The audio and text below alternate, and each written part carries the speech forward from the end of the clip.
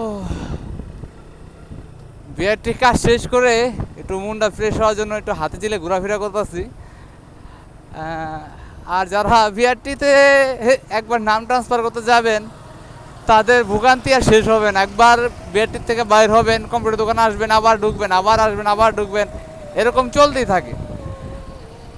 যারা যারা নাম ট্রান্সফার করছেন তারাই বুঝে যে কতটা কষ্ট একটা দালাল মুক্ত দেশ ঘোরালে কতটা কষ্টটা যারা না গেছে তারা কোনোদিন বুঝবে না। সবাই তো মনে করে নাম ট্রান্সফারটা অনেক সোজা, কিন্তু আসলেও মোটেও সোজা না।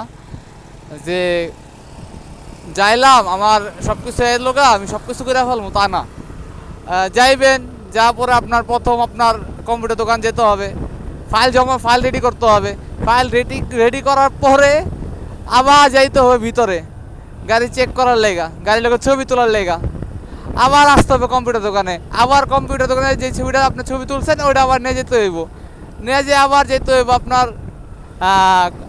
কক্ষর সাথে যেতে হইব, যা হবে তার ফাইল দেখবে, দেখে তার সাথে একটা ছবি তুলতে হবে।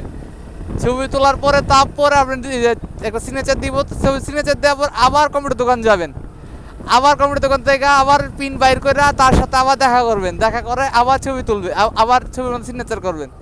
এরকম প্রসেসিং করতে করতে করতে তো অ্যাপ্রুভাল হবে। মোটেও কাজটা সোজা না, বহুতবার আসা যাওয়া করতে হয় বাইরে। যারা মনে করে নামটা, হ্যাঁ